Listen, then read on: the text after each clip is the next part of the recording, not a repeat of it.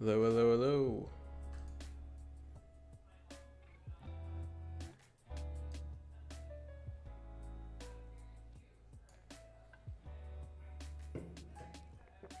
What's up, the Victors podcast? Can you guys hear me okay?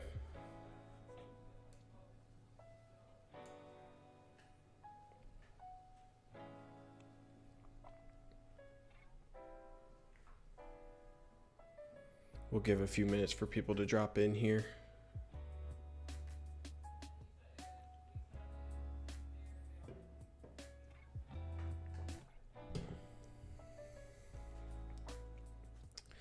Victor's podcast, you're my guinea pig here. Can you hear me okay? Why can't I hear myself okay?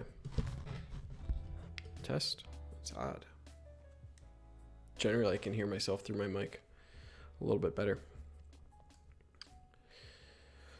Okay. All right. Let's see. Give another minute or two for people to join in here. We got a little agenda up, but lots to talk about, obviously.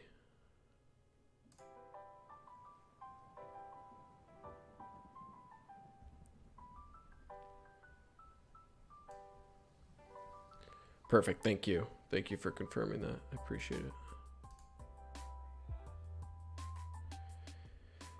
Can I send you money for the kids through this app? That's a really good question. I'm actually going to lead off with that in a second here.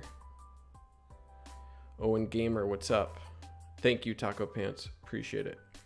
Is the music too loud? I have some elevator music going on in the background. I'm also trying this new setup where I have the chat up above me here, which I think will be nice. It'll leave the right side of my screen a little bit better there. Okay. Got 30 people in here. Welcome. Let's start with, how am I going to do this best? Oh boy. That'll do it. All right. Appreciate breakdown videos. Thanks, Willie. S702, welcome back. I know you've been in here before, as well as basically pretty much. Harry Hillman. I'm not congested. I just got back from a run earlier. What's up, Trent Pfeiffer? How's it going, guys? All right, so let's start with this real quick. Chill, S702. Hold on, you need to see the agenda, S702. We're going to talk about Don Brown first, all right? Need more cowbell. Welcome to the chat. Okay, let's first talk about this real quick, guys. I know I've hammered this home in the past couple videos, but I've started a fundraiser here for No Kid Hungry. This little fundraiser here. So yeah, I just started this with a goal of $2,000. There was this guy who put up $2,000, Pete Smith, UMich grad of 91, which is insane. But this is the link. I'll drop this link in the chat if you want to contribute here. Also, any like on this video or previous videos, I think starting the 20th, any likes on those videos, I'm matching up to $500. On Christmas, I'm making a final donation of $500. So if you want to contribute, that is how you can do so. And anyone who has already donated, I'm going to shout you out on my video after Christmas. It'll probably be a breakdown of the Nebraska game on Christmas. I'll get a breakdown probably day after, 2 days after. So I'll definitely shout out everyone who has donated. And again, if you can't, one like equals $1, and that's on every single video. So comprehensive. So if you liked a previous video, you can like this video right now, and that'll be another $1. No Kid Hungry, defensive coordinators, maybe. Okay. What's up, Miles David? Jim Schreiber. What's up? YG Sparta, welcome. Robert, thank you. Okay, guys, let's go over that. Again, I dropped the link for this in the chat, but anything you can support there would be appreciated. Okay, so agenda today. We're going to talk Don Brown just briefly. I know he got fired, so he's no longer in the picture, but wanted to say a couple things about him, the good guy that he is. So, okay, I'm just going to write down notes here. Good guy. All right, let's start with that. He was a good guy. Recruits loved him. Loved to teach. I think he was a really good guy. I think there's two things that you could say were his downfall. So it was definitely his time to go. I'm not saying anything against that, but his downfall to me was recruiting deficiencies. I should say in certain areas. And I'll say number 2 for timing, and 3 depth. Okay. So this, like, you can go a lot of different ways here. So recruiting deficiencies in certain areas, I would say almost strictly interior defensive line, where he prioritized speed, athleticism instead of size, right? And I'm going to say the 2017 class doomed him. Okay.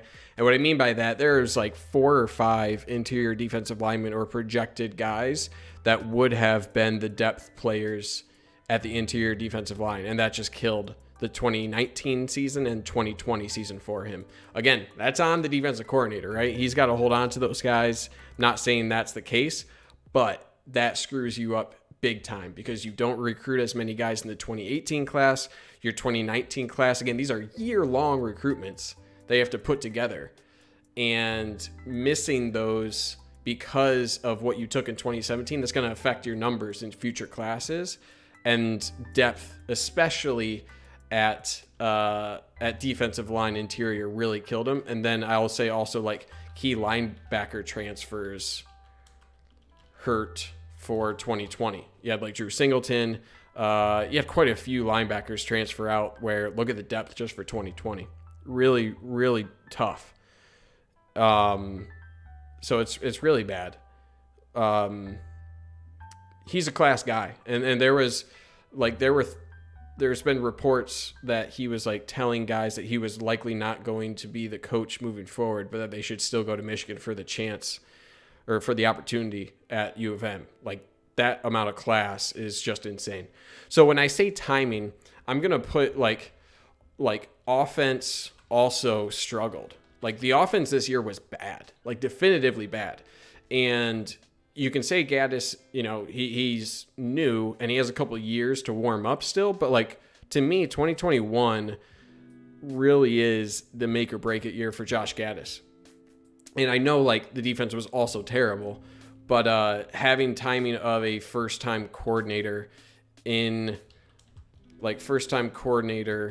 2019, and then, you know, also struggling in 2020, that's just not good. And then depth. I'll say this was like further hindered with injuries. So like this year alone, you had McGrone, Hutchinson. Thomas was an opt-out, but I'll include him. You had Pay for a little bit, maybe just a game or two. You had Brad Hawkins, who is out. So, like, I understand that injuries happen. It's a pretty bad stretch there of just, like, your key players.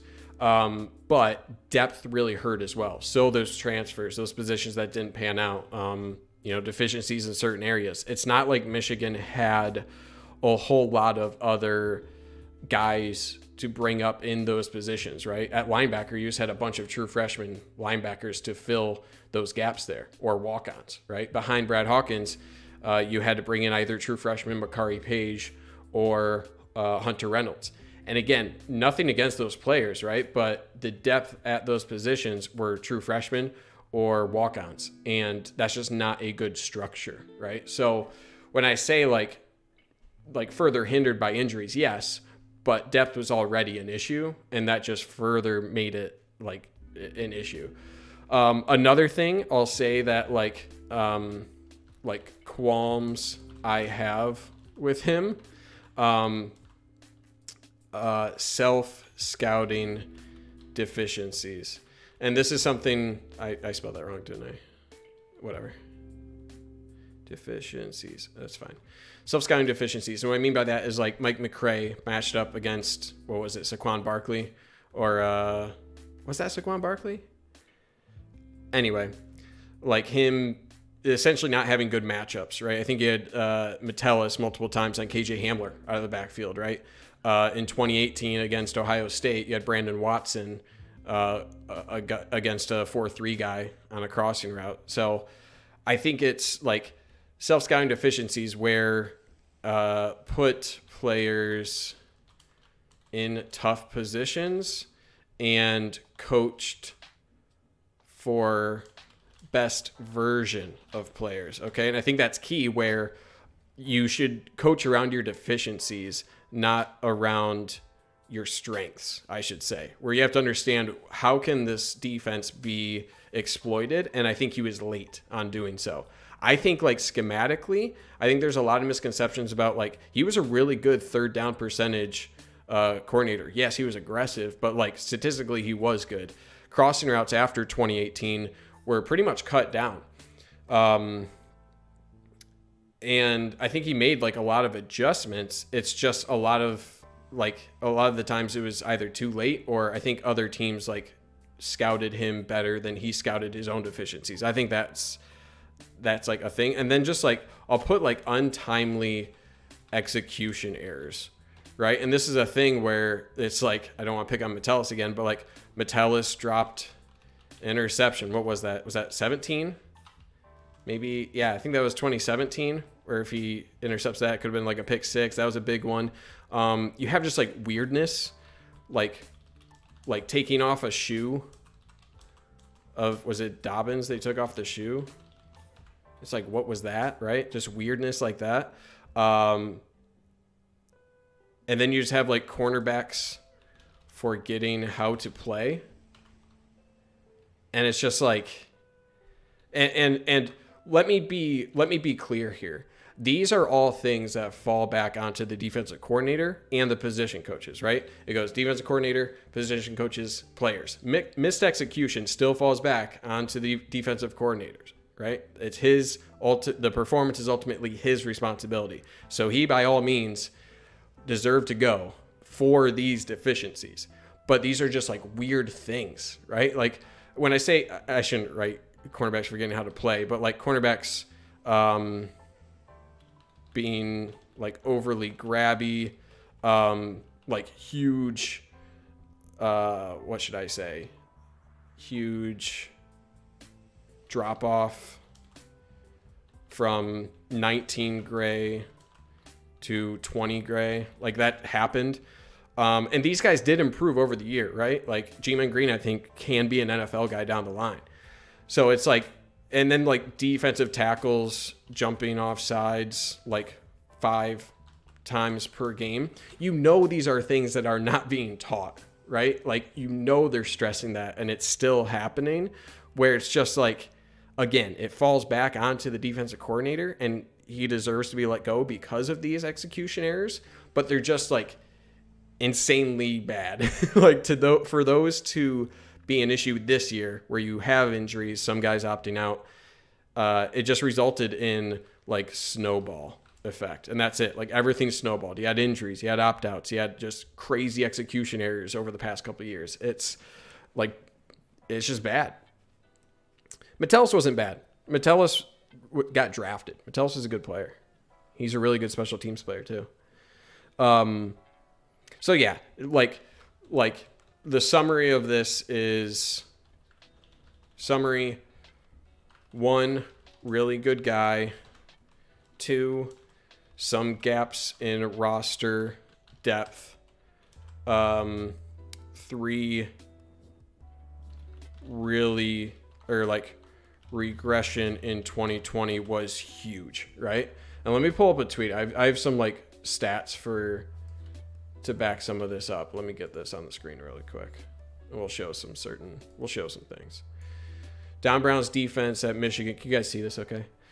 Don Brown's defense in Michigan past 5 years, national ranking 2nd in 2016, 6th in 2017, 8th 2018, 10th 2019, and 56th this year, okay? Yes, this is like clearly a trend downward, but from going from 2nd to 10th over the course of 4 years, with all of those years being in top 10, that's good. That's really good. A drop to 56th 46 spots when your range was 8 spots total within 4 years here, and then to drop 46 spots, that's just, you can't do that, right? Like, that's just unacceptable behavior. So like yeah, it makes sense. It's just crazy. Like, it's unfathomable, honestly. Here's another one too from Scott Bell. So you look at, like, this is back in November 23rd, but this stat's just insane, right? You look at this, the yards per game and the points per game. Look at these stats. It's just insane. Like, I understand there's and he was still an SP plus, like, really good defense. It was a really good defense to advanced metrics as well. I think, like, having key games go wrong, obviously the past 2 years against OSU, that key game in 2017 against Penn State, I think, was a big one. A couple games against Wisconsin as well. But I think there's something to be said about, like, how consistently good the defense was for a couple years. And then you saw, like, a slight drop off in 2019 and then just a chasm in 2020. Right? So it's not good. It's not good. So, okay.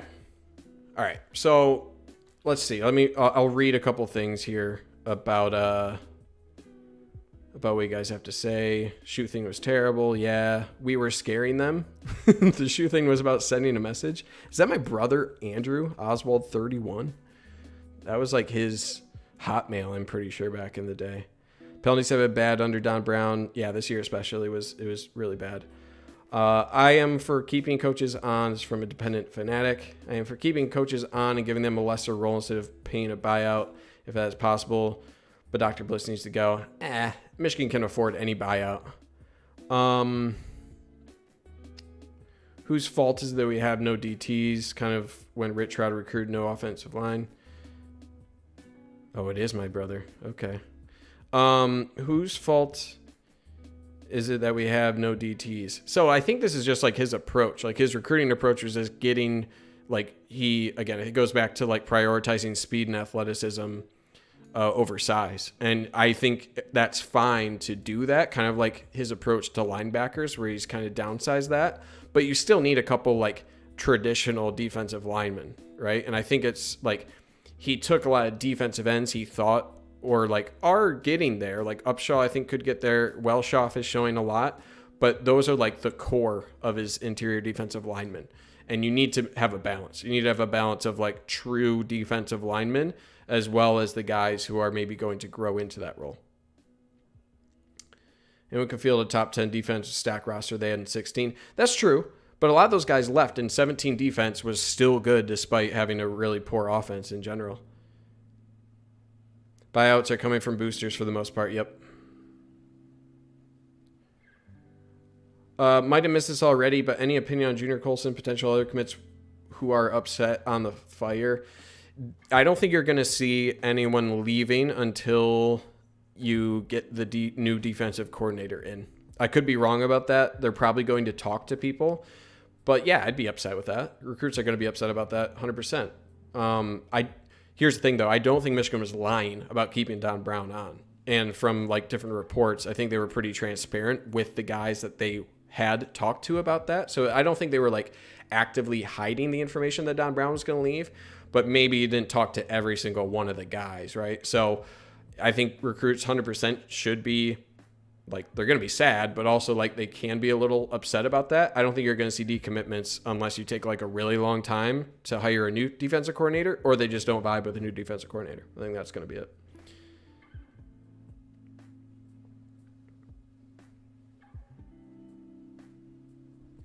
Cardiat, 17 defense was also stacked. I mean, 16 was more so. How much of the DT is not developing is due to lack of a Hoke Madison type? That's a good point, because I mean, here's a crazy stat.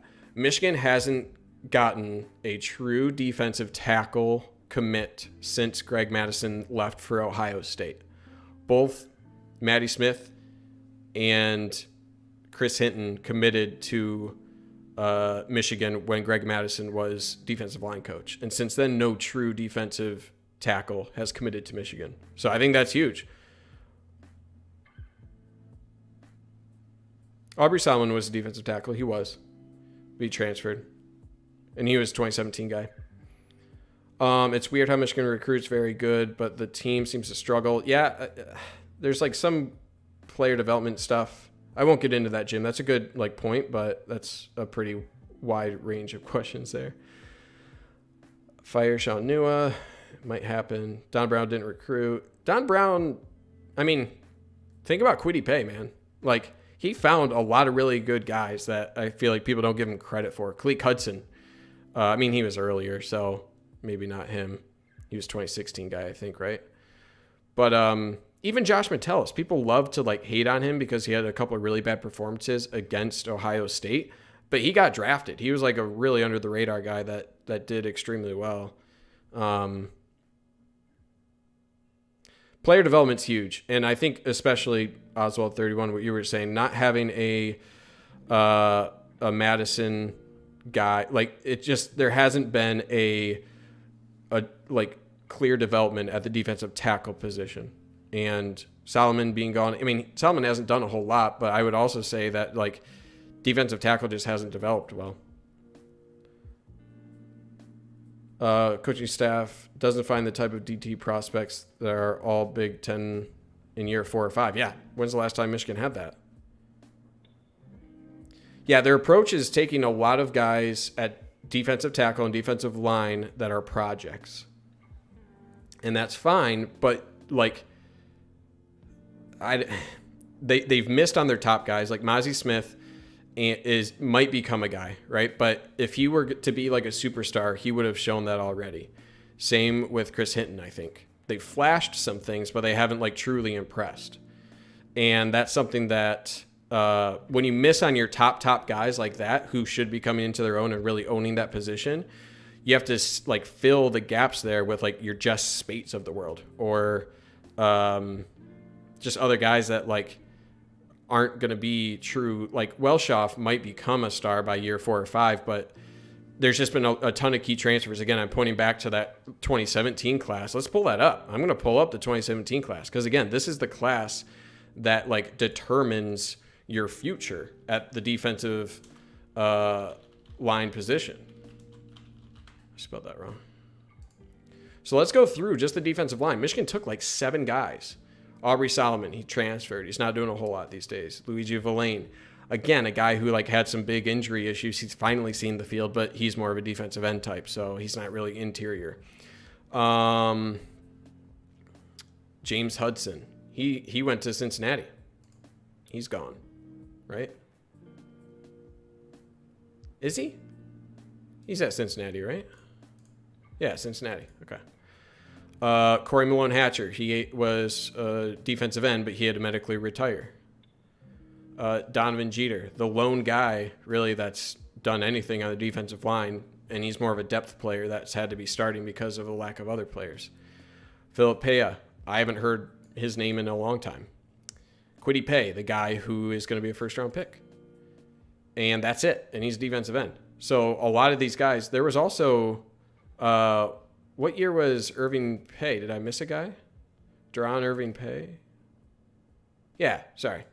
Deron Irving Paye, another guy who transferred out of the program. So that's like, how many hits are there, right? That's 1 hit, 1.5 with Donovan Jeter. It's just not good. And it's like, man. Like, and again, like the reason I go back to this class, this defines your class for the years to come, right? If you just move forward 1 year after that haul on the defensive line, what was that, 5 or 6 guys? You're not going to take a whole lot of guys. You have Aiden Hutchinson, right? Because you take an in-state guy like that. But how many other defensive linemen here? Taylor Upshaw, who is going to be a project and still is, and Julius Welshoff. Again, these are guys that are projects that now Michigan has to rely on maybe a year or 2 earlier because of the lack of 2017 guys to provide that depth. So you're just filling holes there, right? So that's not good. Yeah, I'd be 100% in on Hoke coming back as D-line coach. But yeah, he's not coming back. He's not. Get after it. Corey Malone Hatcher. Dude, I worked with that guy so much. Remember all like the DPJ 2AA, Tariq Black 2AA, all of that? Oh, man. Hoke is at San Diego State, right? It's got to be at San Diego. Yeah. He's head coach now at San Diego State, I believe, right? Where was he? Oh, I'm way. Hoke return, defensive line. Yeah, named head coach after Rocky Long announced his retirement. Okay, let's move on. All right, we're talking about Brady Hoke. Okay.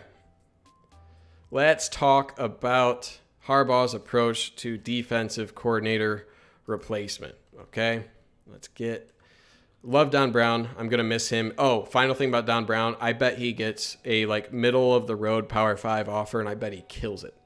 I bet he's going to do extremely well for a couple of years, and then he might retire.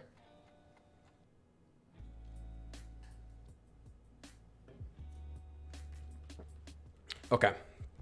All right, defensive coordinator replacement. So here I'm talking strictly about Harbaugh's approach. Okay, we'll get to candidates after, and I'll rely on you guys a lot to provide guys that we can look into. I looked into some, but let's look to Harbaugh's approach here. And the thing I want to pay attention to is how he got Don Brown. Okay, so Don Brown was an SP plus. What is it? S&P plus? I think it's just called SP plus hire. So he was an advanced stats guy, right? Harbaugh just looked at the stats, said, hey, this guy's killing it at Boston College. Let's get him on the phone. He had no prior relationship, and that's what he did. And it turned out well for a couple of years, right? But my philosophy or my theory is going to be Jim Harbaugh going to rely on past relationships for DC. Best case, both SP plus and relationship. And my theory for this is because Jim Harbaugh has a shorter leash, can't take as many risks, right? He's kind of on his, like, this is going to be his last, maybe not, right? If he can really turn it around. But if this shot that he has at defensive coordinator doesn't work out, it's not hard to see Michigan looking elsewhere for a head coach. So like any sort of like experiment isn't going to fly. Okay. And, having a good working relationship, is extremely valuable. So I think that's like, I don't think this hire for Don Brown was bad, and I think it worked out for a couple of years. But I think he's really going to rely on his past relationships for this hire because of the shorter leash and the downside of like an experiment or choosing a guy you don't have a working relationship. The downside to that is you're fired. So I just think it's someone he has to know will pan out and a good working relationship, and it's just going to be safer. So I think, like, overall, the hire will be like a more experienced DC, lower ceiling guy, higher floor. And maybe he'll prioritize instant impact, right? Because he's on borrowed time, kind of. So this is my theory, okay? Maybe he goes, screw it, I'm going to go stats again and go with a guy that's like an up-and-comer. I just don't see it happening, especially, like, I'll put another consideration. He kind of hitched wagon to new guy as offensive coordinator, right? Josh Gaddis, while an up-and-comer, that was still kind of a risk, right? It's taken a little bit of time for him to get up to speed. So that's another thing where it's like you can't have kind of two of those guys on your staff. So having like a dependable defensive coordinator, a relationship that you don't have to spend a whole lot of time on that, a guy you really trust to hire good assistants. You're going to have a ton of money to put into that hire as well. Michigan will shell out for that. I just think this like makes way too much sense for it to not be someone he has previous experience with. Okay, what are we saying here? Don Brown to LSU, what are we doing? Okay. Oh, we're already talking about names. Do we expect changes on offense? Hold on. Let me see if there's any. You disagree, Steve. He's got such a short leash. He's got to hire a name that will revitalize the fan base. He'll go for the biggest name and turn it over. I don't know about that. I don't know, man.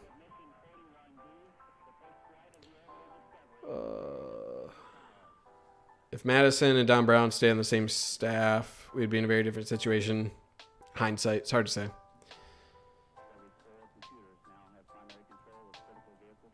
Okay, all right. You guys have already moved on to number 3 here for potential candidates. So I'll give in here. Okay, potential candidates. Let's get into it. I have no idea where they're currently looking. There's a couple stats that I want to bring up that I think are interesting. There's a couple. This guy's a good follow on Twitter. Let me pull up his. Where is it? Okay. This guy's a good follow on Twitter. He puts out a lot of really good graphs, and I think he's like just a stats guy. So he looked at the defensive SP plus for the last 3 years average. And this is where I kind of started, where I was like, okay, Georgia, sure. Clemson, you're not going to pull away Venables. Alabama, good luck. Ohio State, okay. And names that kind of like jump out here to me is like Iowa jumps out at me. Wisconsin jumps out obviously a little bit. Penn State, yeah, they should be around there. Washington, San Diego State, hint, hint. Utah, Cincinnati. So Northwestern, teams that like maybe aren't at like the tippy top of top 25 every year, but are consistently putting up a good like top 20, top 15 defensive SP plus. So like let's look at like just good SP plus teams past 3 years that stand out. And that's like Iowa, Northwestern, Wisconsin. Those are just within the conference. And then you can do like San Diego State and then like Utah. You can put others there as well. But that is Colin TJ on Twitter if you want to look up that guy. Yeah, I was surprised about MSU as well, but MSU's front seven has just been incredibly good. So let's first look at Derrick Mason, because I've just heard Derrick Mason's name a million times, and let's just address that first. So these, I'll put these just in a bulleted list. We can come back to this later. Oh, why am I using this keyboard and notepad? This is ugly. Okay, Derrick Mason. Let's pull this guy up. And I don't like... Okay, how am I going to do this? What's the best way to do this, you think? This. And then one of these. And then we do one of these. Oh, boy. Get back. Okay. Oh, look at us. Look at us. Derrick Mason. Oh, look, you already have top 5 coordinators to replace.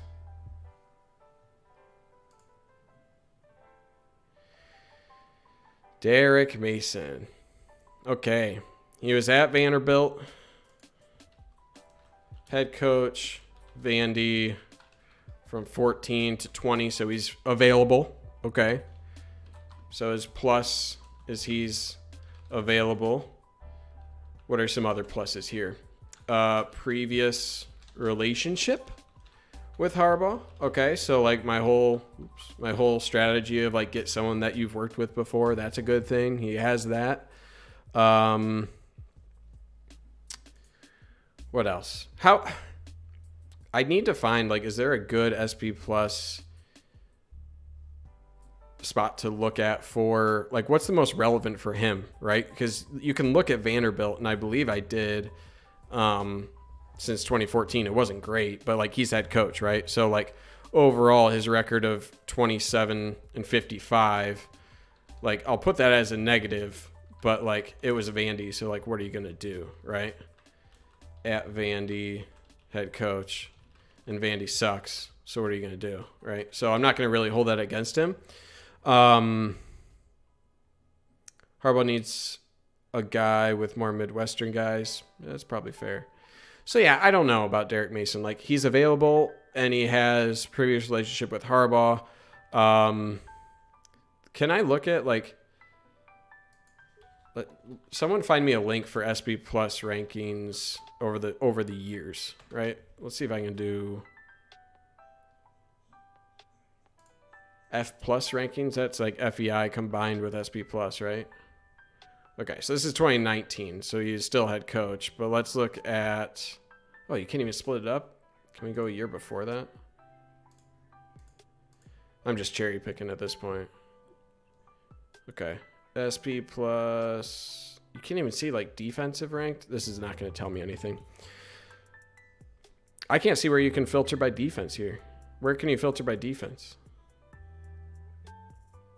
There's nothing here that says defense, Harry. Yeah, Robert, Vandy is a terrible place to coach. I'm not going to say that. I'm not going to say that at all. So, like, yeah, I'm not. So, okay. Let's pause here on... Okay, let's go Tim Banks. I've seen this name. I did some research on him. And I want to learn more about Tim Banks. I don't know how he has ties to Michigan. Admittedly, I don't know what his affiliation with Michigan is. I mean, he's from Michigan. Is that what you mean his affiliation is? So he's intriguing to me, where he is co-DC Penn State 16 to present. Right? So he's a guy who, again, Penn State fit that, they're in this group. They're in the top 15 over the past 3 years or so. Sorry, this was just 2020. This was the last 3 years. So him being in the top, what is that? 1, 2, 3, 4, 5, 6, 7, 8, 9, 10, right? So I'll put a plus is number 10 in SP plus past 3 years. So that's a plus for him. Plus our Detroit ties. He went to Martin Luther King. So that's good. I don't know. Michigan doesn't have like a true Detroit guy or like in-state guy for recruiting. So that would be really good. Let's actually look up Tim Banks 247 recruiting, 24/7 recruiting. It should have like his top guys that he's pulled. So only 4 stars, but he's pulled Enzo Jennings, again, an Oak Park guy, Lance Dixon. So he's pulled some guys. Like these are all 4 stars. Yeah, he was a big part of Kalen King, the King brothers this year. Jalen Reed, Martin Luther King. Yeah, so like him recruiting, Belleville, we'll see what happens there. But Donovan Johnson, another Cass Tech guy. So Tim Banks is pretty good in terms of like he fits a lot of things, but I don't think he has like a previous like overlap with Harbaugh, right? So no like direct connection there.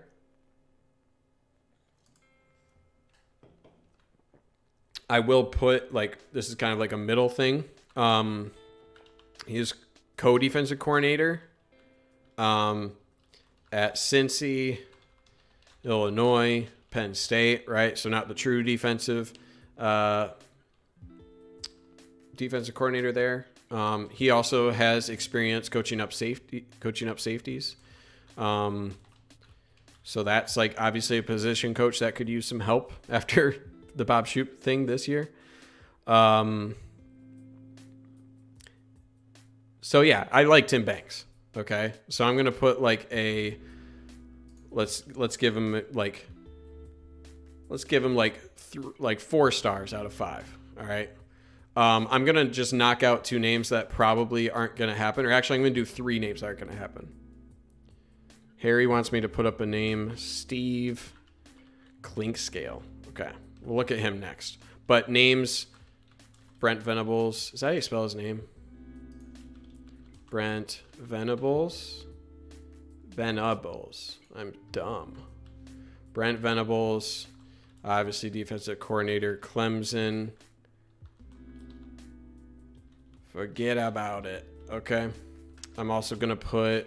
oh, this is bad. Wisconsin defensive coordinator. Oh, I just pulled up a map. Jim Leonard. Really good up-and-comer, right? But he's a legacy. Another. Forget about it. I mean, maybe like throw 1.7 mil, right? Super young guy, Midwest ties, just got out of plane. Make him say no. I feel like Venables would laugh at you, but Leonard would just be like, no, I'm going to stay at my school. So it's like, eh. And then who's the other guy? The Iowa defensive coordinator. I looked at him. Phil Parker, yeah. Phil Parker, defensive coordinator, Iowa. Another legacy. Been at Iowa forever. Probably forget about it. Okay. Yeah, Harry, I'm with you about that. These are all guys that, like, I would love if Michigan got, but just, like, not even worth talking about a whole lot, in my opinion. Okay, who is this guy you're talking about, Harry? Steve Clinkscale? I don't know if I've heard this guy. Who is this guy? Steve Clinkscale. How do you guys know these names? Am I spelling that right? Clinkscale. Who is this guy? Assistant coach, defensive backs at Kentucky? What?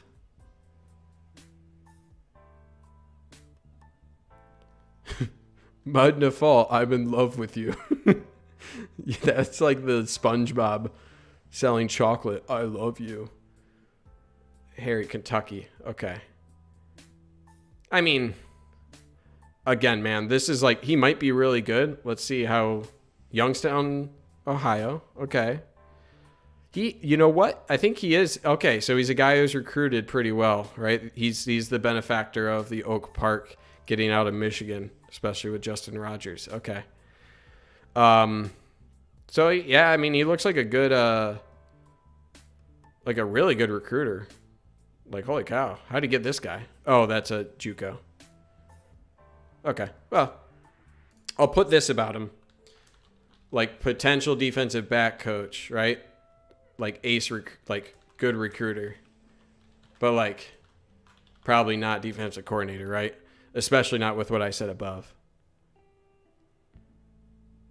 Wait, he was their passing game? No, defensive backs coach. Who are you talking about, Harry?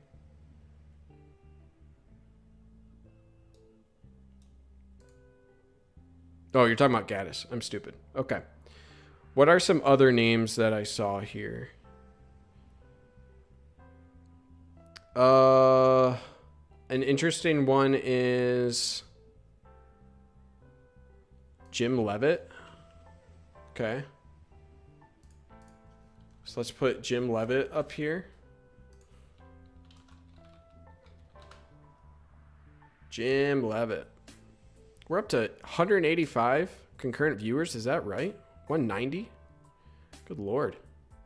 Welcome, everybody. Jim Levitt. So this is the guy that previously...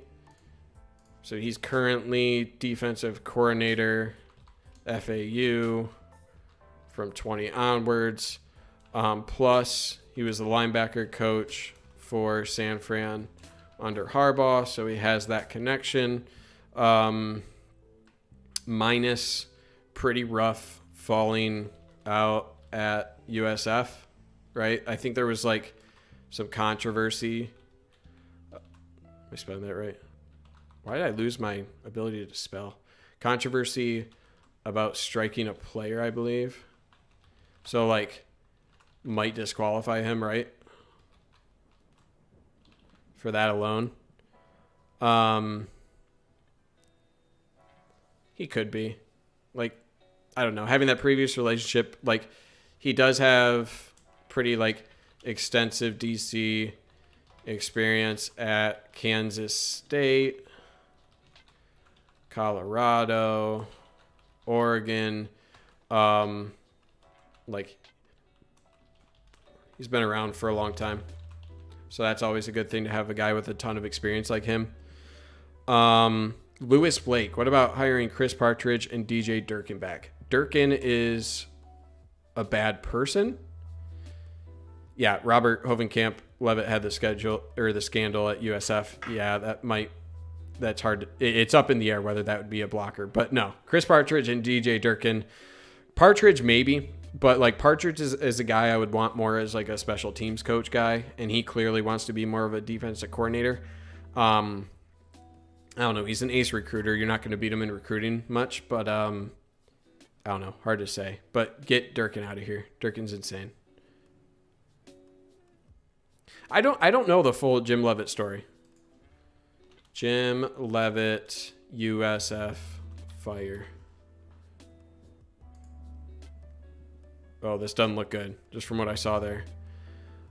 South Florida fired football coach after a school investigation concluded he grabbed one of his players by the throat, slapped him in the face, and then lied about it. All right, so probably not, but that was 10 years ago. No, he's not going to be back. Okay, so that's probably not for him. I mean, I'm sure there's like some kind of stuff that happens at there, like around there, but that's probably not good. All right, who else? What are some other names out there? There was one I was looking at who was dude, I don't even know how to pronounce this. Can I put this into like a how do you pronounce queer? I'm Polish. I should know this. Here we go. Kwiatkowski. Say that again. Kwiatkowski. Kwiatkowski. Okay, Pete Kwiatkowski. I even butchered it again. All right, so our boy Pete here.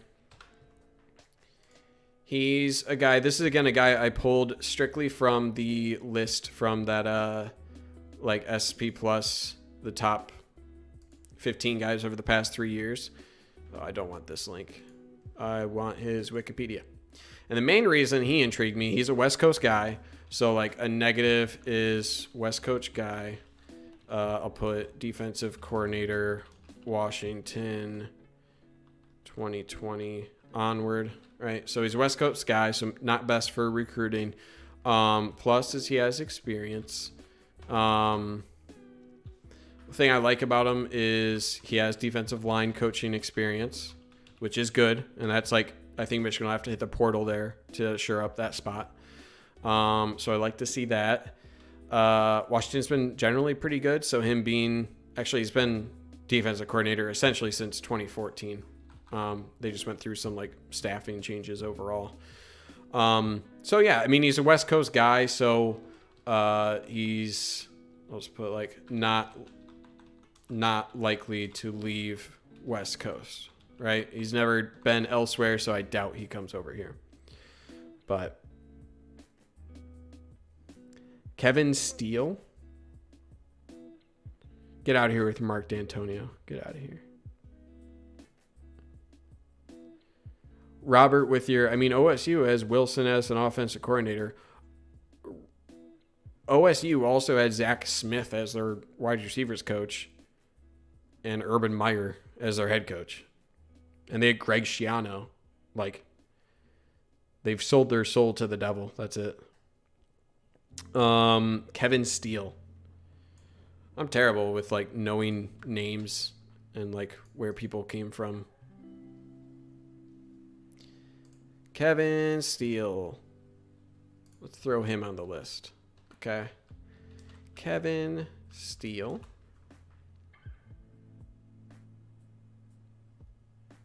Interim head coach, defensive coordinator. So DC at Auburn from effectively 2015 onwards, right? So he has like some, no, he's mainly SEC ties. Some NFL experience too, a little bit, but he's mainly SEC guy. How have they been recently? How did Auburn schedules seasons? This isn't going to tell me anything. So what, you just 15 onward? I mean, they've been decent, right? 7-6, 8-5, 10-4, 8-5, 9-4. I need the SP Plus to really gauge him, but he looks like more of like a linebackers guy. So I'll put like, since like he like fits well with current assistants because fits in as linebacker coach. So that's a good thing.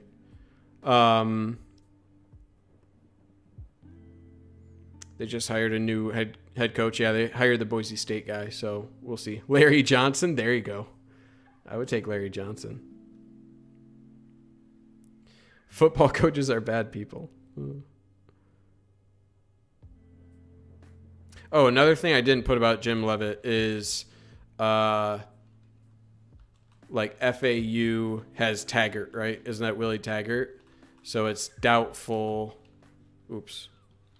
Doubtful Harbaugh would poach from his friend. Okay, that's just another thing about Jim Levitt that I forgot to put there. Charlie Strong. Oh boy. Charlie Strong's a weird one, man. Because he really just didn't do well, right? Like, flamed out at pretty much every head coaching job, and now he's at Bama. I mean, he's a good defensive mind. But I don't know, man. I don't know.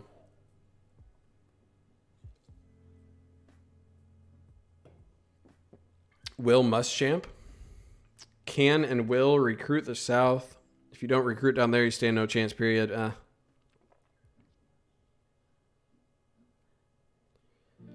Nick Durand, Todd Bates, D-line coach. I have no doubt he's a great recruiter at Clemson.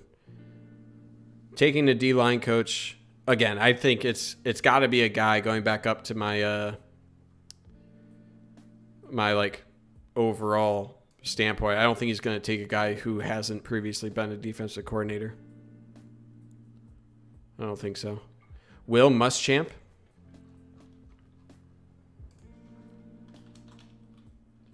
I should know more about these guys, like history or like, you know, experience. Again, I don't see them.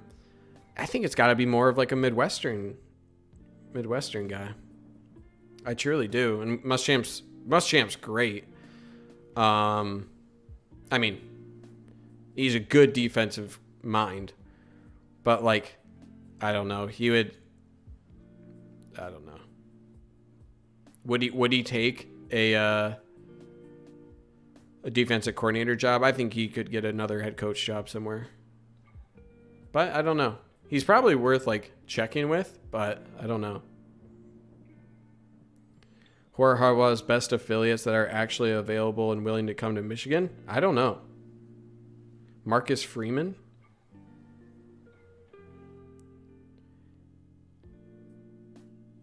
Jeremy Pruitt. You guys are talking Jeremy Pruitt over here? Jeremy Pruitt. I see Marcus Freeman.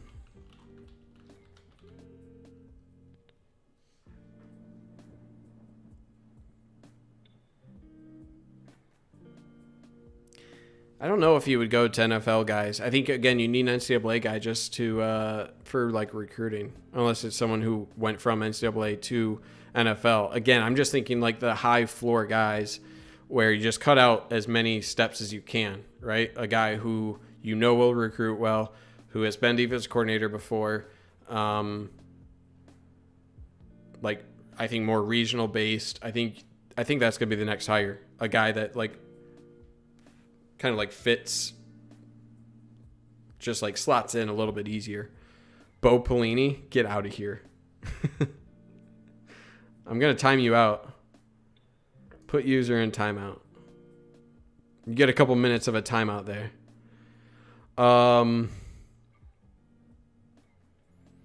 Derrick Mason is the best affiliate. You're probably right. Honestly, like, I feel like we're now just getting into, like, weird guys.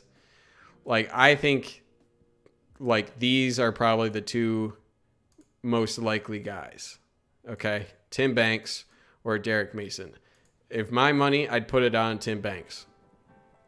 You can offer him a ton of money. What's he making these days?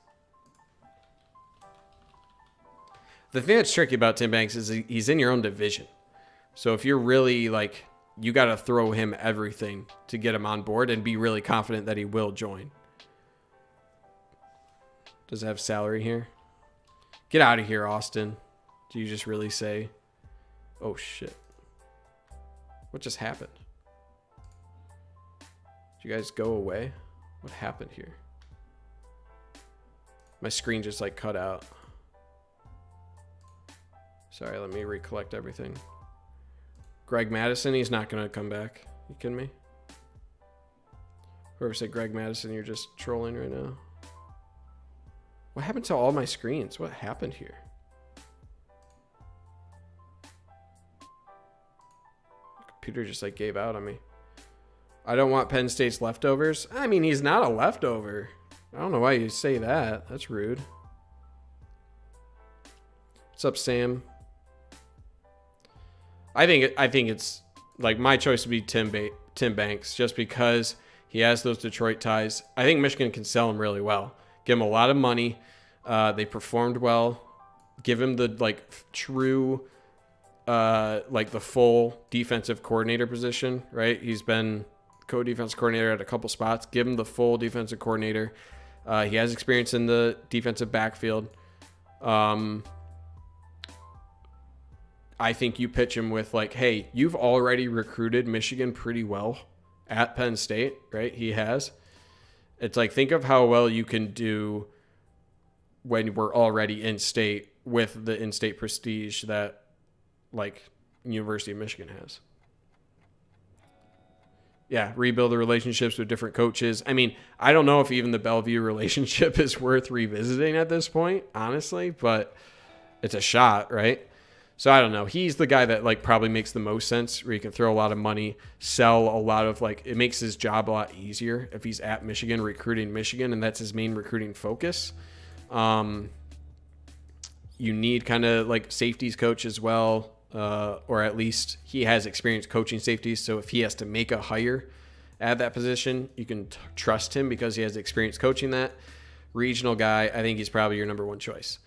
Derrick Mason, he's available. I don't know. I guess I just, like, I need more data on his experience as a true defensive coordinator because his defenses at Vanderbilt haven't been great, but Vanderbilt's also in the SEC and they're Vanderbilt. So, like, what are you going to do, right? But, like, I don't know. The previous relationship with Harbaugh is a thing that he has over Tim Banks at this point.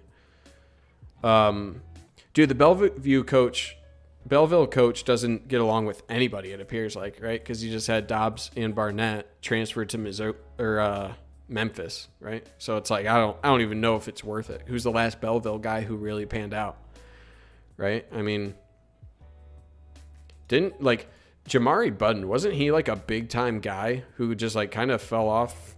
I mean, he didn't fall off a cliff, but, like, his recruiting, like, wasn't he a really highly ranked guy at one point?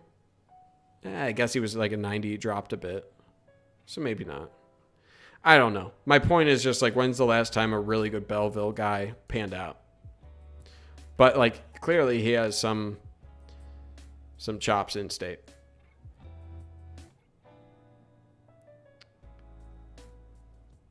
Penn State fans say they aren't happy about their safety play, which is a big minus. That's fair. What happened with Belleville? I keep pronouncing it wrong. It's Belleville, not a Bellevue. Yeah, Belleville, the like chatter there was like he went to a practice. He like didn't like how they practiced and like made a remark about it. And the head coach, it's all the head coach. I forget his name, but they have like just a really bad relationship. So he like criticized how they practiced or something, and they just really hate him. Tim Banks has nothing. He's a bad coach. Reason he's still at Penn State is because no one wanted him. Harry, you're so mean. But like, they're still a good defense. So are you saying that's despite him being there? I don't know. If I see one more person mention Charles Woodson, you might be the first to mention him, Houston. But like, he's never coached. Charles Woodson has never coached. If you want him as a defensive analyst, get him in. Sure. I don't know about that.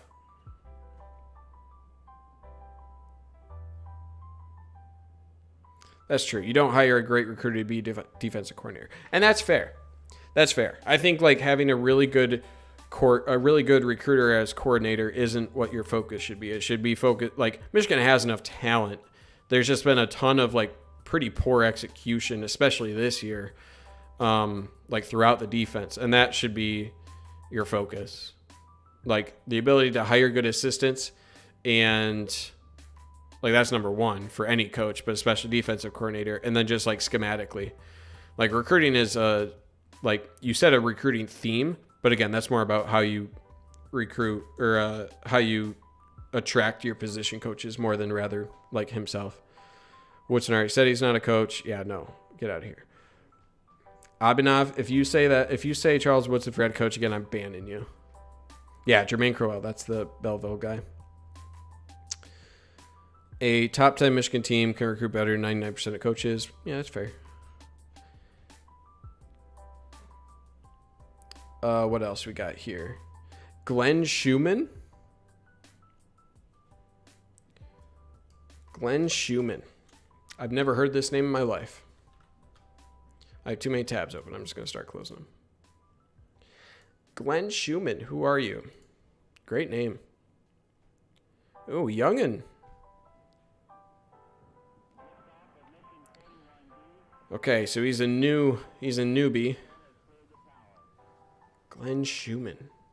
South started at Alabama and then Georgia, and that's it. Okay, so he's an up and comer. Student assistant, grad assistant, linebackers coach. He's a little green. He's probably a good up and comer, but again, I don't think they're going to go with an up and comer. I just don't.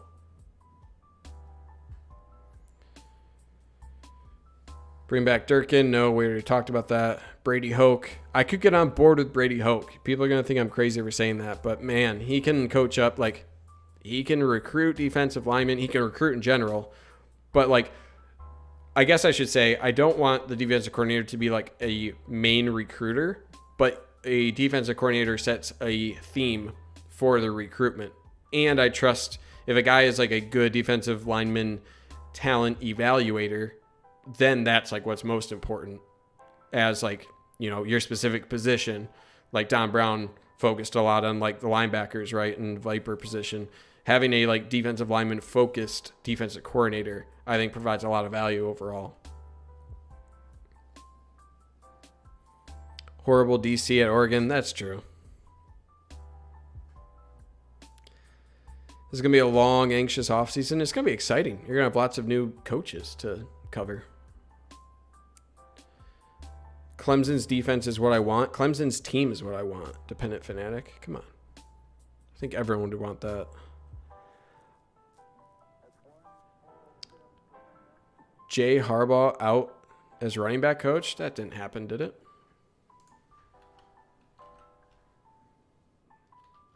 Or is that just a rumor? I knew there was a rumor about him like moving to safeties coach or something. I like this. Is Jay Harbaugh related to Jim Harbaugh? That's funny. Craig Kuligowski. Who's this guy? You keep coming up with some random Polish names, Harry. Yeah, that's true. I am discounting that that 1 year. It was a bad year at Oregon. That's fair. Okay, it's a rumor about Jay Harbaugh. Okay. Craig, look at this guy. Oh, yeah. Look at Craig. That guy looks like a Craig. Okay. Does he not have a 24/7? Or, I'm sorry, a Wikipedia? Wiki? He doesn't. What went wrong with Craig? What happened to this guy? Harry, who is this man? Defensive line coach? Oh, now we're talking about defensive line coach?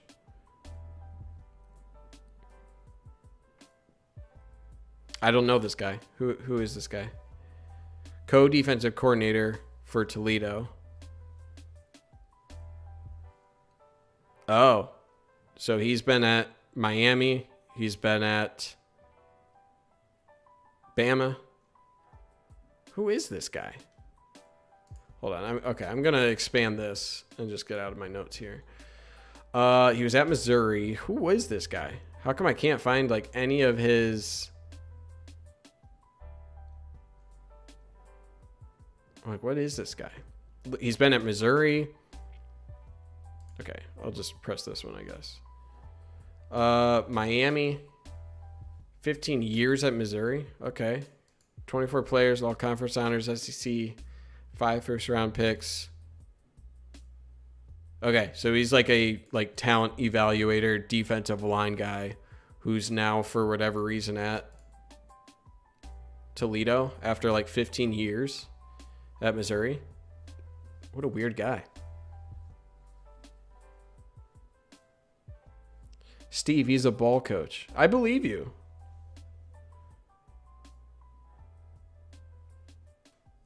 He's a ball coach. That's funny. Oh, this is a good one. Brian Schultz.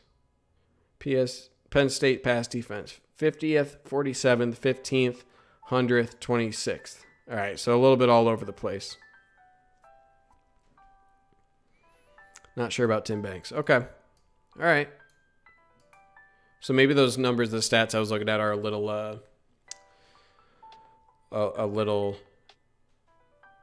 otherwise influenced other than Tim Banks, because if he's co-defensive coordinator and a defensive backs coach, you would think that he's more of a pass defense coordinator kind of. So if he has poor performance there, then maybe it is just his recruiting that is kind of keeping him there. So could be wrong there. Okay, 5 nights at Andrews. You're getting a timeout.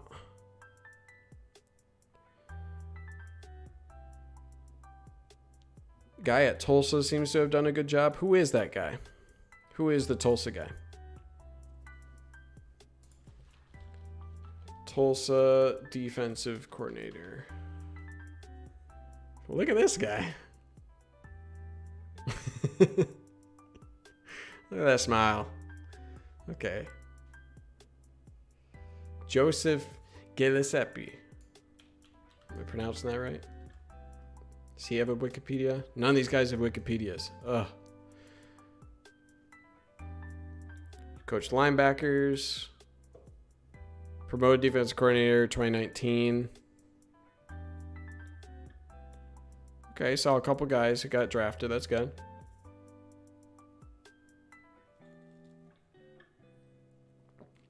"20 years as a high school football coach in Texas."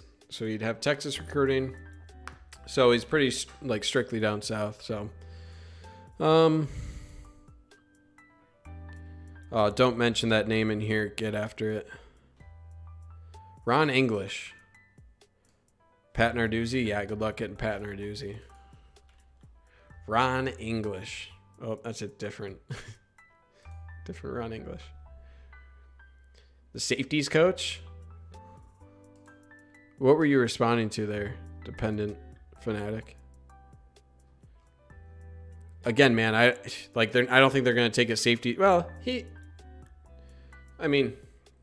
you're not taking Ron English, who is, I totally forgot about his time at Michigan. You're not taking him back. I doubt it. Will Muschamp, I don't know, man. I feel like we talked about him already. Whoever has the highest turnover rate on defense. Turnovers are flaky, Ty Black. Who do you think is the top defensive coordinator we could lure with a truck full of money? That's tough. Feasibly lure. That's tough because it's like, I don't know who would listen to money, right? Like, I feel like your first step with a boatload of money would be Jim Leonard, if you could, because, but again, he's probably not reasonable. So I don't know, man. This is like, honestly, I started this live stream to really lean on you guys to do all the hard work for me, because I honestly don't know. I haven't looked a whole lot into like what available talent there is out there, defensive coordinator. Matt Patricia, he wouldn't want to do that. Now you guys are talking about Joe Milton. Venables doesn't even pick up the phone. Venables looks at the phone, sees Jim Harbaugh's name, laughs at it, throws it out the window, and then buys a new phone. Dude, I don't think Venables would even want to be a head coach. I feel like he knows what he's good at. Venables has probably had so many head coach offers that he's turned down because he wants to stay as like a really successful defensive coordinator. I don't think he's going anywhere. I mean, hey, there's a little downside to asking him, right? Like, what's the downside? Hey, you want to come here and be, defensive coordinator with head coach in waiting? And like, sure, make him say no. He's in a different conference. You're not really going to beat Clemson for a lot of recruits anyways. So offering him doesn't hurt the same way that offering like another guy in the Big Ten would. But no, I don't think Venables is going to do anything. Yeah, and he has 2 kids playing at Clemson. Yep, that's a good one. Derrick Mason is co-defense coordinator, runs scheme and calls plays. Tim Banks or Steve Klinkscale is the other co-defense coordinator, coaches safeties. That could be interesting. I kind of like that. Hold on. I need to look up Derrick Mason again. What is like Derrick Mason's... Oh, I didn't mean to do that. What is his... They're all like defensive backs though. So like Derrick Mason working well with Tim Banks when they're both coaching like kind of the same position doesn't really make sense. I'd rather have a guy who's more defensive line based or like linebackers based than anything else if you're doing like a co-defensive coordinator situation there. Lewis Blake, Venables is always in the playoff. Why would he come here? Maybe he wants to build something, right? Like there's some things that like, that's why Donovan Edwards committed. You don't think Donovan Edwards could have gotten some playing time at Oklahoma? Main thing for him was like he wanted to be part of building something at Michigan. You could see Venables wanting to do something similar. I doubt it. But that's like, if he wants to build something, be a potential guy in the future to build up a program, you could pitch that to Venables. I'm sure he has some, might be able to pull him there, but I don't think it's... You love his wiki pick, this one, of him just on a billboard with some like Big Ten, what is that? Like BTN plus, except the SEC plus whatever. Look at that guy's turtleneck, or is that a button up? I can't tell. It's pretty great. Jim Leonard could be head coach in waiting if we were going that route. That would be what you have to do. That would be what you would have to do. Throw the full, make him the highest paid defensive coordinator in the country, Jim Leonard. And you're still taking a shot, right? Because he's still a super young guy, but he's going to be a head coach at some point. So if you can pitch him like associate head coach and highest paid defensive coordinator in the country, go with that first. I think that would be fine. Do that first.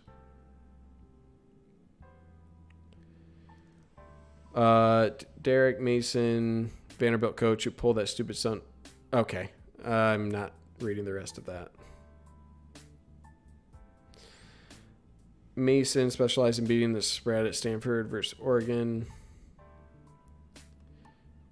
Derrick Mason is probably like the safest choice just because he has a ton of experience. He has previous relationship. He's probably a guy that makes the most sense. I don't know.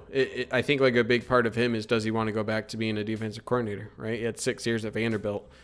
Maybe he wants to take a step back and be defensive coordinator, but at Stanford, he was like also the associate head coach. So would he accept like strictly a defensive coordinator position?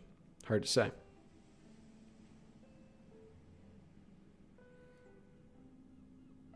John Heacock from ISU. I haven't looked into him yet. Let's look him up. Great name.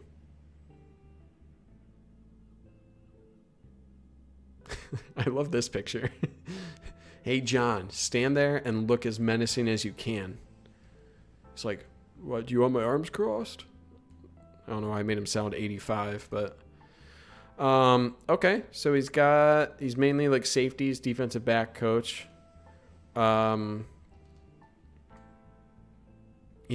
He has Michigan ties. He was a grad assistant back in the day. Lots of Midwest ties. That's really good. Even some Big Ten experience at both Indiana and Purdue. Wow, he was defensive coordinator at Indiana back in 97. Okay, so he's an experienced guy. I don't like looking at recruiting. I'm going to look him up just because. Let's look at 24/7. Yeah, he's gotten some guys. But Iowa State never recruits well, so I don't know what I was expecting to find here. I guess what kind of guys has he brought on? Interesting, he was primary for a quarterback. That's interesting. Lots of offensive tackles. Strange how many like offensive tackles he has in his top list. Lots of safeties, obviously. So, yeah, I could see that. I mean, obviously, oops, that's the wrong guy. Obviously, there was a really good season for them this year. And you're not wrong that he's had some time in the coaching against Big 12 and a lot of spread. So, not the worst thing in the world. Look at those chops on Heacock. Yeah. All right, what else we got? I'm going to go for another like 15 minutes here. Now I'm just like kind of just going off rails here, but that's okay.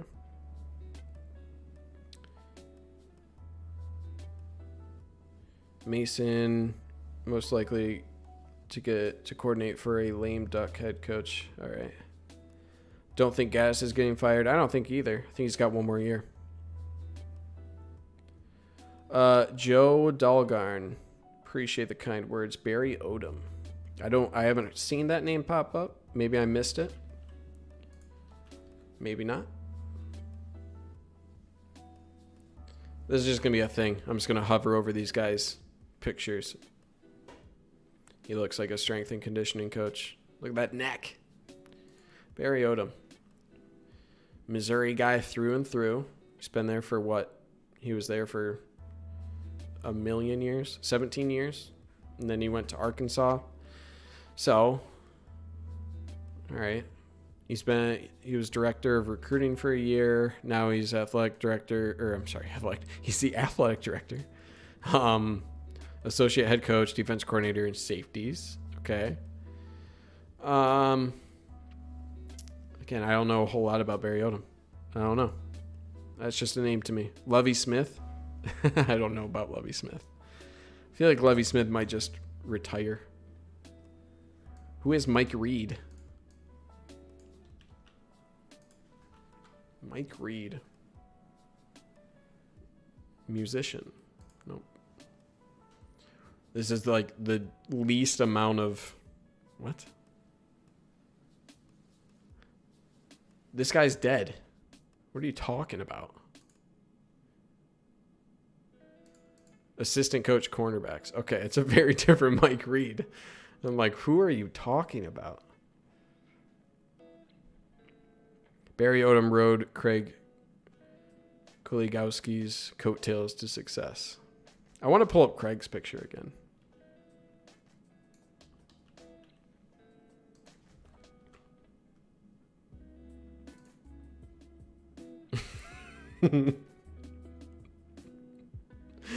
Oh, I love it. I just want to keep this up.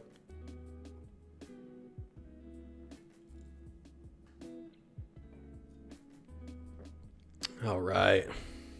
Craig. I love Craig. The dead guy would be better than Don Brown. Dude, if someone mentioned... Next person that mentioned Charles Woodson is getting timed out. Guarantee it. He's not going to coach. Jay, the defensive coordinator, it's not going to happen. All right, that's enough of Craig. I like Craig. Craig has a lot of experience. He's been around for a really long time. Seems like he's been moving around a lot. It's odd that he doesn't have... I'm still blown away he doesn't have a Wikipedia page, right? He just doesn't have a Wikipedia page. Is this his... Look at his handle. Let's meet at the QB. This guy is everything. All right, I'm on board. His name is Coach Cool. Who does that? Oh, okay. I can get behind him. I like this guy. Read his Mizzou bio. All right. I love it. In his 24th season. Holy cow. My God. He was defensive line for... Dude, this guy's been around forever. Are you kidding me? He's been coaching since I was born. Holy shit. He looks great for his age. Good for him. Look at this picture, too. This guy's just all over the place. All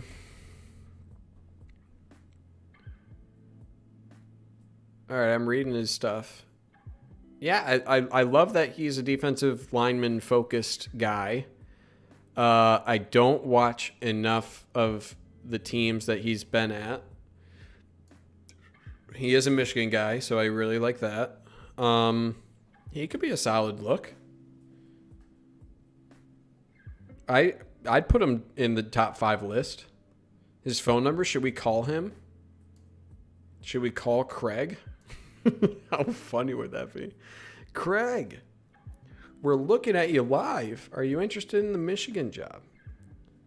Should I do it? No, that would be bad. I don't think I can do that.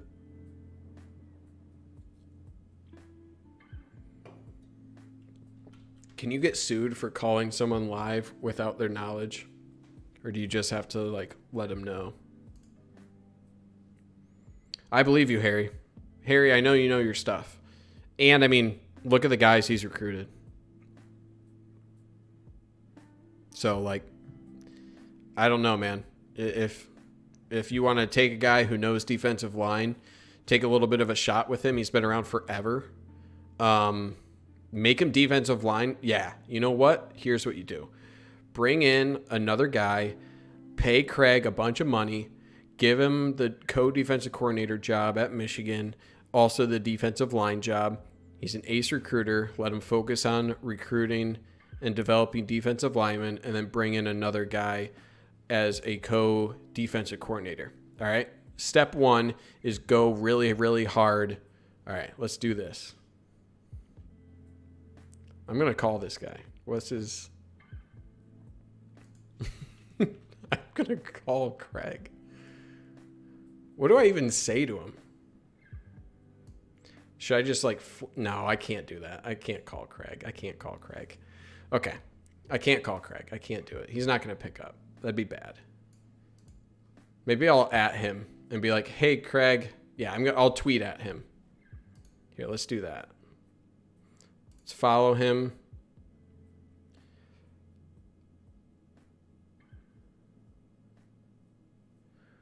And then I'm gonna tweet at him. Oops.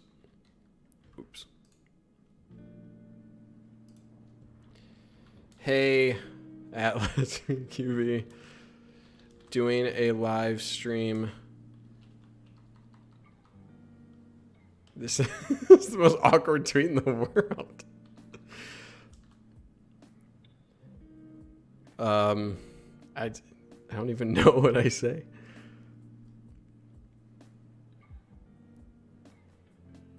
Like this tweet to hop on a live stream.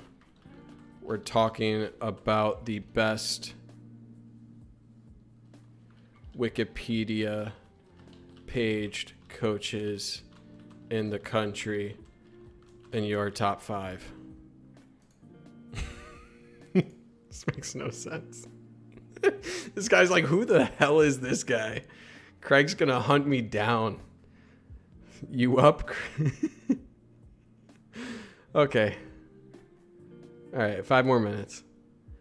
Oh, we should just have a whole episode where we're just calling coaches. What are you interested in Michigan? I can't do that.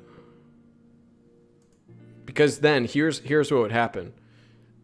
My luck would be he would get actually hired, and then like Mason Brew is just blacklisted from any sort of communication with him, because it's like, yeah, remember that stupid guy on your staff called me at 10:30 p.m. on a live stream to talk about my Wikipedia photo? What a weirdo. That's what would happen. But he looks like so yeah, here's what we're here's the priority list, okay? Number 1, throw all the money at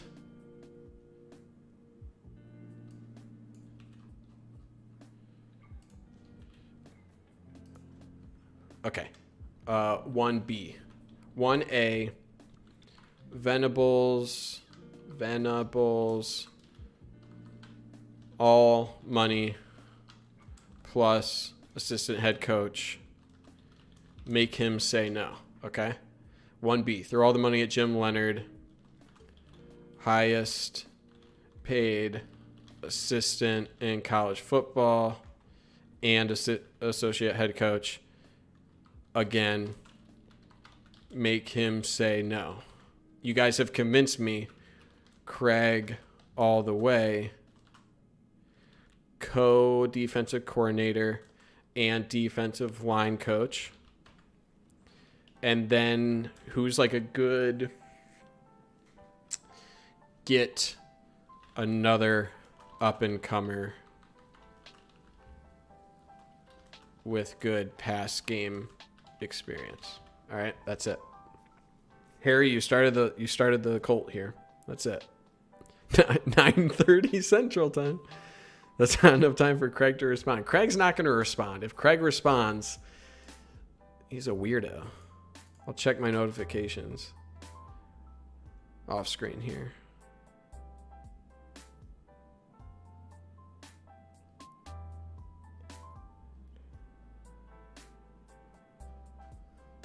Yeah. All right, we're getting Craig, guys. This is it. Clink scale. Dude, Harry knows his stuff. All right? Like, of all the guys in here, Harry's the guy to listen to. I'm just a dude. Harry knows his stuff. In terms of, like, names and stuff, that's his, he knows his coaches. Craig and Tim Banks. Yeah, maybe Tim Banks if he has a little bit of help. Okay. All right, that's it. I'm done. This has gone on long enough. Thank you guys for joining in. Appreciate you guys stopping by. One more time. I'm going to pull this up. No Kid Hungry. Ooh, we got a donation at some point. I don't know if that must have been during this. Will mend something. Appreciate it. If you're on the live stream, thank you. But I'm matching up to $500 on all videos since Sunday, I believe. Yeah, Sunday until Christmas. So 1 like even on this video as well. Collectively, all the likes on all of these videos, if they get up to $500, I'll match that on Christmas Day. We'll be close. I might have to up the goal again. But let's do it. All right, guys, thanks for hanging out. We had close to 200 concurrents at one point, so this was insane. So we'll see. I don't know. Lots of decisions coming up. Yeah, we'll email Harbaugh this list, Robert. We'll do that. Basically, pretty much, don't worry about it. Don't worry about it. You don't have to donate. Just like the video if you can. If you can donate, then you're the best. If you can like the video, you're also the best. Subscribe to the YouTube channel. You guys want to see a crazy stat real quick? Actually here, I'll do two things. Here's the link to donate if you can. A crazy stat, if you want to see. Engagement. No, that's not what I want. Audience. 17.5. So subscribe. Oops. Subscribe to the channel if you can. Try to get this number up. We were at 16% like a couple weeks ago, so let's try to get that up. But otherwise, that's all I got for you guys. Appreciate you sticking around. And otherwise, yeah, I'll be back soon with a couple more videos, hopefully this week. Hockey, basketball, more football, some analysis of the signees. But we'll be back. All right, guys. No Craig hungry. That's all right, Robert. All right, take it easy, boys.